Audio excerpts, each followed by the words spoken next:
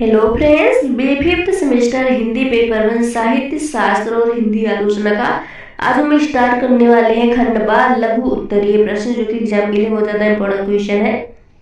तो आज का फर्स्ट क्वेश्चन है, रंगमंच के प्रकार बताइए। तो सबसे पहले आप लोगों को बता दूं, रंगमंच के 4 प्रकार होते हैं। वे 4 प्रकार कौन कौन से हैं? पहला है संस्कृत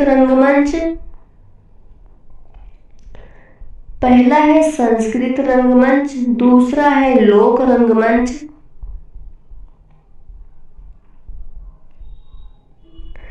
तीसरा है पारसी रंगमंच और चौथा है आधुनिक रंगमंच। तीसरा है पारसी रंगमंच और चौथा है आधुनिक रंगमंच।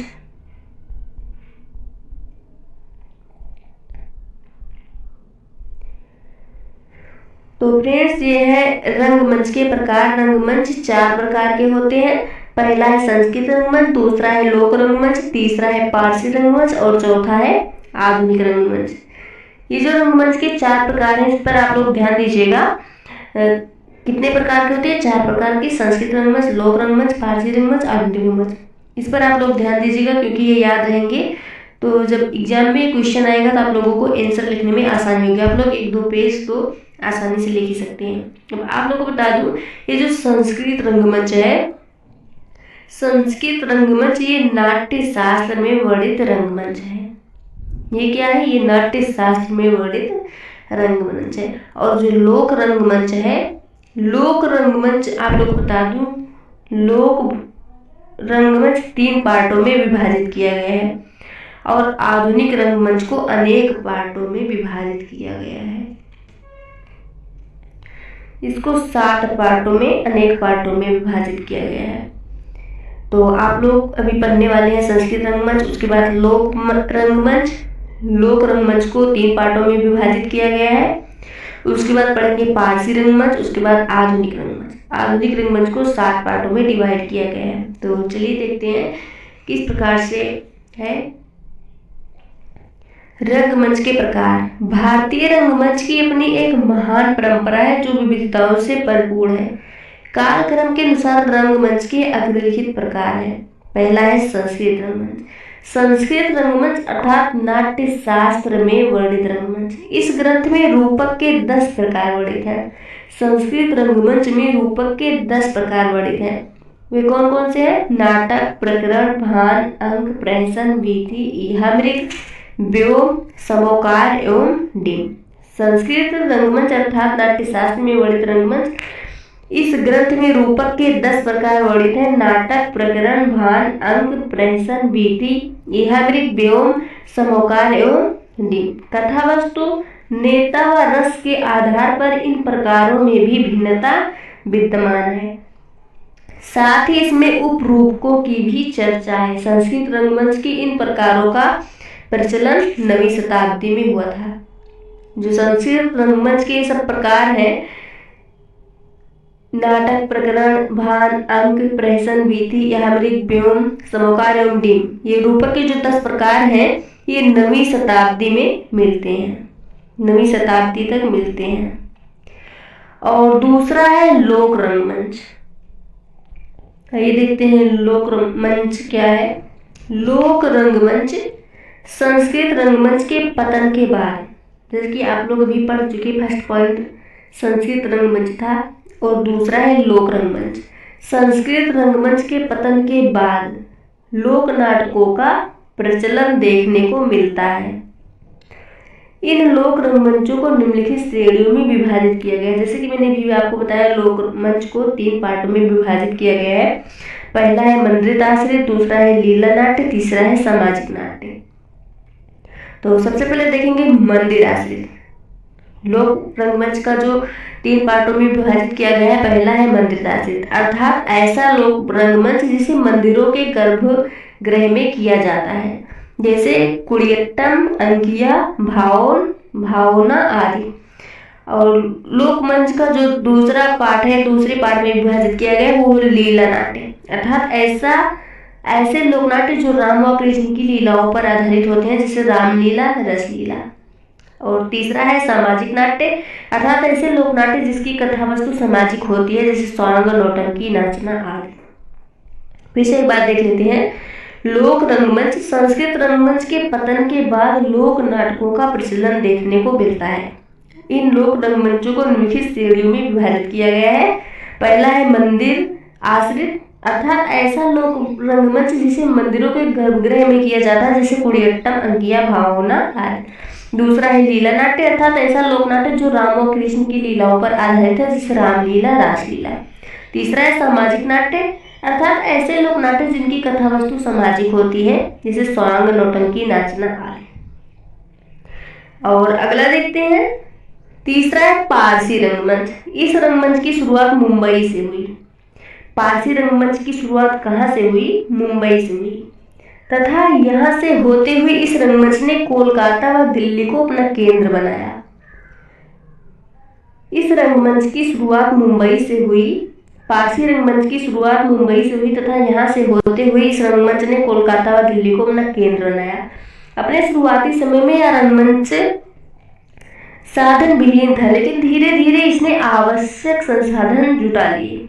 इन नाटक कंपनियों के पास विशेष प्रकार के उत्पन्न करने वाले अद्भुत यंत्र होते थे। इन अद्भुत यंत्रों के द्वारा देवों को हवा में उड़ते हुए, हीरो को महल की दीवार से नदी कूदते हुए, परियों को आसमान में उतरते हुए दिखाया जाता था। जो पारसी यंत्र है, इसमें क्या था, इनमें नाटक कंपनियों के पास विशेष प्रभाव उत्पन्न करने वाले अद्भुत यंत्र थे, जैसे हवा में उड़ते हुए देवों को दिखा सकते थे ये लोग, हीरो को महल की दीवार से नदी में कूदते हुए दिखा सकते थे, परियों को आसमान में उतरते हुए दिखाया जाता था। प्रभाव उत्पन्न करने वाली इन तकनीक ने दर्शकों को आश्चर्यचकित कर दिया। भारतीय दर्शकों के लिए इन आकर्षण प्रभाव का एक अलग ही एहसास था। ये था हमारा पारसी रंगमंच। अगला है आधुनिक रंगमंच। आधुनिक रंगमंच का दौर 19वीं सदी में। आधुनिक रंगमंच का दौर 19वीं सदी के उत्तरार्ध से दिखाई देता है। इसमें नाटकों के विषय जनसाधारण से जुड़े होते थे, साथ ही प्रदर्शन की यथार्थवादी, अयथार्थवादी एवं प्रायोगिक पद्धति प्रयोग की जाती थी। प्रस्तुति शैली के आधार पर रंगमंच को निम्नलिखित प्रकारों में वर्गीकृत किया गया है। जैसे मैंने भी आपको बताया था, आधुनिक रंगमंच को अनेक पार्टों में पढ़ना है। 7 पार्ट है इसके, 7 विभाजित किया गया है। तो चलिए देखते हैं। प्रस्तुति शैली के आधार पर रंगमंच को निम्नलिखित प्रकारों में विभाजित किया गया है। किस रंगमंच को? आधुनिक रंगमंच को निम्नलिखित प्रकारों से वर्गीकृत किया गया है। पहला है यथार्थवादी रंगमंच।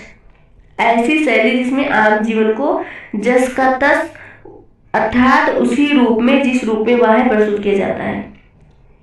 यथार्थवादी रंगमंच में ऐसी शैली को प्रदर्शित किया जाता है, आम जीवन, जिस तरह से आम जीवन होता है, जिस तरह होता है वैसे ही प्रस्तुत किया जाता है, उसे यथार्थवादी रंगमंच कहते हैं। इस रंगमंच की शुरुआत आधुनिक समय में हुई है, आज के समय में हुई है। इस रंगमंच को बिना किसी अतिरेक प्रदर्शन को इस तरह संयोजित किया जाता है कि ऐसा प्रतीत होता है मानो दर्शक अपने आसपास की घटनाओं को देख रहा है। यथार्थवादी रंगमंच में इस तरह की घटनाओं को प्रदर्शित किया जाता है दर्शक के सामने कि दर्शकों को ऐसा लगता है कि हमारे आसपास की कोई सच्ची घटनाएं हैं। अभिनय में भी सहज शारीरिक क्रियाओं एवं बोलचाल की भाषा का प्रयोग किया जाता है। अभिनय किया जाते हैं यथार्थवादी रंगमंच में, उसमें सहज शारीरिक क्रियाओं एवं बोलचाल की भाषा का प्रयोग किया जाता है। यह अभिनय मनोविश्लेषणवाद होता है। और आधुनिक रंगमंच को जो दूसरे पार्ट है वो है अयथार्थवादी रंगमंच। ऐसी प्रस्तुति शैली जिसमें गीत, संगीत, नृत्य आदि का प्रयोग करते हैं, अतिरिक्त क्रियाओं का प्रयोग किया जाता है, इसे अयथार्थवादी रंगमंच कहते हैं। ऐसी प्रस्तुति शैली जिसमें गीत, संगीत, नृत्य आदि का प्रयोग करते हुए अतिरिक्त क्रियाओं का प्रयोग किया जाता है, उसे अयथार्थवादी रंगमंच कहते हैं। प्रायः पौराणिक, धार्मिक एवं ऐतिहासिक कथानकों की प्रस्तुति के लिए यही शैली प्रयोग की जाती है। संस्कृत रंगमंच, लोक रंगमंच, पारसी रंगमंच इस श्रेणी के रंगमंच हैं। इसी क्रम में कुछ विशेष शैलियों का वर्णन निम्नलिखित है। पहला है नृत्य प्रधान रंगमंच। नृत्य प्रधान रंगमंच रंगमंच का एक ऐसा प्रकार है जिसमें अभिनय करने के लिए अभिनेता का कुशल होना आवश्यक है। कुडियाट्टम, तेलकुट्टी, यक्षगान आदि लोक नाटकों को देखकर इस बात को अच्छे से समझ सकते हैं नर्तकों द्वारा किया जाने वाला डांस ड्रामा भी इसी श्रेणी में आता है। अगला है संगीत प्रधान रंगमंच। संगीत प्रधान रंगमंच की प्रस्तुति शैली में अभिनेताओं के द्वारा संवादों की अदायगी प्रायः गेय होती है। इसे म्यूजिकल ड्रामा भी कहते हैं। उदाहरण के लिए नौटंकी। अगला है नुक्कड़ शैली रंगमंच। नुक्कड़ शैली रंगमंच 20वीं शताब्दी के मध्य में अस्तित्व में आया। इसमें नाटकों की प्रस्तुति प्रायः गली, नुक्कड़, चौराहा में की जाती है। सामान्य जनमानस को जागरूक करना इसका मुख्य उद्देश्य है। इस शैली की चर्चित रंगमंची सफदर हाशमी है। अगला है रेडियो नाटक। इसमें शारीरिक अभिनय की अपेक्षा वाचिक अभिनय पर भी विशेष बल दिया जाता है। इस शैली में अभिनेता अपने वाचन व पार्श्व संगीत के माध्यम से चरित्रों को श्रोताओं की कल्पना में जीवंत कर देता है। धर्मवीर भारती द्वारा रचित नाटक अंधायुग इसी शैली के लिए लिखा गया है। अगला है मूक नाटक, जिस शैली में अभिनेता वाचन की अपेक्षा शारीरिक क्रियाओं पर विशेष बल देता है। मूक नाटक क्या है? जिस शैली में अभिनेता वाचन की अपेक्षा शारीरिक क्रियाओं पर विशेष बल देता है उसे मूक नाटक या माइम कहते हैं। इसमें संवाद नहीं होते हैं, केवल ध्वनियाँ, संगीत एवं आंगिक अभिनय से कहानी को मंच पर प्रस्तुत किया जाता है। और अगला है एकल। इसमें मंच पर केवल एक अभिनेता प्रस्तुत करता है, वह स्वयं ही विभिन्न चरित्रों की भूमिका अदा करता है। और अगला है प्रायोगिक रंगमंच। प्रायोगिक रंगमंच में किसी एक पद्धति का प्रयोग नहीं किया जाता है, बल्कि इसमें रंगमंच के विभिन्न अवयवों को लेकर मंचन किया जाता है। तो एक बार फिर से देख लेते हैं, इंपॉर्टेंट क्वेश्चन है। रंगमंच के प्रकार। रंगमंच को 4 पार्टों में डिवाइड किया गया है। संस्कृत रंगमंच, लोक रंगमंच, पारसी रंगमंच और आधुनिक रंगमंच। सबसे पहले पढ़ेंगे संस्कृत रंगमंच। संस्कृत रंगमंच अर्थात नाट्यशास्त्र में वर्णित रंगमंच। इस रंगमंच के 10 प्रकार वर्णित है। नाटक, प्रकरण, भान, अंक, प्रहसन, वीथी, इहा, मृग, व्योम, समोकार एवं डिम। कथावस्तु, नेता एवं रस के आधार पर इन प्रकारों में विभिन्नता विद्यमान है। साथ ही इसमें 18 उपकरणों की भी चर्चा है।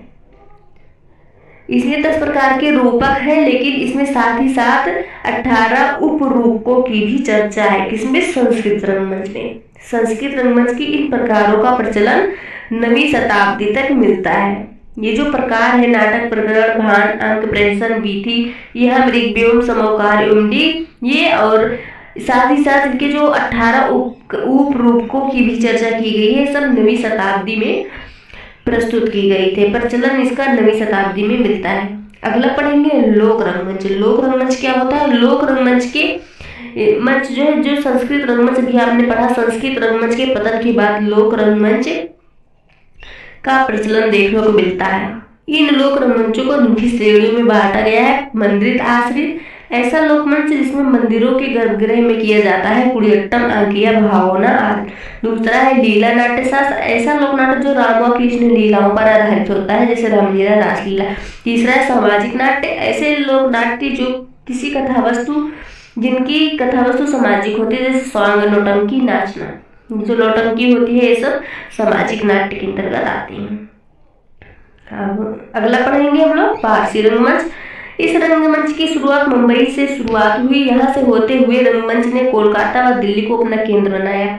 अपने शुरुआती समय में यह रंगमंच साधन विहीन था, लेकिन धीरे धीरे इसने आवश्यक संसाधन जुटा लिए। इन नाटक कंपनियों के पास विशेष प्रभाव उत्पन्न करने वाले अद्भुत यंत्र थे। इन अद्भुत यंत्रों के द्वारा देवों को हवा में उड़ते हुए दिखाया जाता था, हीरो को महल की दीवार से कूदते हुए दिखाया जाता था, परियों को आसमान से उतरते हुए दिखाया जाता था। और प्रभाव उत्पन्न करने वाली इन तकनीक ने दर्शकों को आश्चर्यचकित कर दिया। भारतीय दर्शकों के लिए इन आकर्षक प्रभाव का एक अलग ही एहसास था। अगला पढ़ेंगे हम लोग आधुनिक रंगमंच।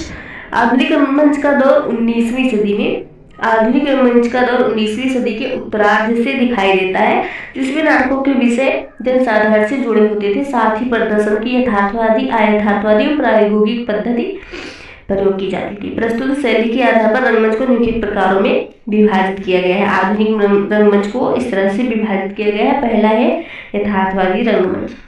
ऐसी शैली जिसमें आम जीवन को जस का तस दिखाया जाता था, जैसे आम जीवन होता है उसका वैसे प्रस्तुत किया जाता था, इसे यथार्थवादी रंगमंच कहते हैं। इस रंगमंच की शुरुआत आधुनिक समय में आज के समय में हुई। इस रंगमंच को बिना किसी अतिरेक प्रदर्शन के इस तरह संयोजित किया जाता है कि ऐसा प्रतीत होता है मानो दर्शक अपने आसपास की घटनाओं को देख रहा है। यथार्थवादी रंगमंच इस तरह से प्रदर्शित किया जाता है कि जो दर्शक होते हैं उनको लगता है कि कोई आसपास की घटनाओं को सच में देख रहा है। अभिनय में भी सहजा शारीरिक क्रियाओं एवं बोलचाल की भाषा का प्रयोग किया जाता है। अभिनय मनोविश्लेषणवाद होता है। अगला है यथार्थवादी रंगमंच, ऐसी प्रस्तुति शैली जिसमें गीत, संगीत, नृत्य आदि का प्रयोग किया जाता है। यथार्थवादी रंगमंच क्या है? ऐसी प्रस्तुति जिसमें गीत, संगीत, नृत्य आदि का प्रयोग करते हुए अतिरेक क्रियाओं का प्रयोग किया जाता है, उसे यथार्थवादी रंगमंच कहते हैं। प्रायः पौराणिक, धार्मिक एवं ऐतिहासिक कथानकों की प्रस्तुति के लिए यह शैली प्रयोग की जाती है। रंगमंच संस्कृत रंगमंच, लोक रंगमंच एवं पारसी रंगमंच इसी श्रेणी के रंगमंच हैं। संस्कृत रंगमंच, लोक रंगमंच और पारसी रंगमंच ये तीनों अयथार्थवादी रंगमंच के श्रेणी में आते हैं। इसी क्रम में कुछ विशेष शैलियों का वर्णन किया गया है। नृत्य प्रधान रंगमंच। नृत्य प्रधान रंगमंच रंगमंच का एक ऐसा प्रकार है जिसमें अभिनय करने के लिए अभिनेता का कुशल होना आवश्यक है। कुडियाट्टम, टेरकुट, यक्षगान और लोक नाटकों को देखकर इस बात को अच्छे से समझ सकते हैं कि नर्तकों द्वारा किया जाने वाला डांस और ड्रामा भी इस श्रेणी में आता है। अगला संगीत प्रधान रंगमंच। संगीत प्रधान रंगमंच की प्रस्तुति शैली में अभिनेताओं के द्वारा संवादों की अदायगी प्रायः गेय होती है। इसे म्यूजिकल ड्रामा भी कहते हैं, उदाहरण के लिए नौटंकी। अगला है नुक्कड़ शैली रंगमंच। नुक्कड़ शैली रंगमंच 20वीं शताब्दी के मध्य अस्तित्व में आया। इसमें नाटकों की प्रस्तुति प्रायः गली चौराहे में की जाती है। सामान्य जनमानस को जागरूक करना इसका मुख्य उद्देश्य है। इस शैली में चर्चित रंगमंच सफदर हाशमी है। अगला है रेडियो नाटक। इसमें शारीरिक अभिनय की अपेक्षा वाचिक अभिनय पर विशेष बल दिया जाता है। इस शैली में अभिनेता अपने वाचन व पाठ संगीत के माध्यम से चरित्रों को श्रोताओं की कल्पना में जीवंत कर देता है। धर्मवीर भारती द्वारा रचित नाटक अंधाधुन किसी शैली में लिखा जाता है। अगला है मूक नाटक। इस शैली में अभिनेता वाचन की अपेक्षा शारीरिक क्रियाओं पर विशेष बल देता है, उसे मूक नाटक या माइम कहते हैं। इसमें संवाद नहीं होते हैं, केवल ध्वनियों, संगीत, आंगिक अभिनय से कहानी को मंच पर प्रस्तुत किया जाता है। अगला है इसमें मंच पर केवल एक अभिनेता प्रस्तुत करता है, वह स्वयं विभिन्न चरित्रों की भूमिका अदा करता है। अगला प्रायोगिक रंगमंच। प्रायोगिक रंगमंच में किसी एक पद्धति पर प्रयोग नहीं किया जाता है, बल्कि इसमें रंगमंच के विभिन्न अवयवों को लेकर मंचन किया जाता है।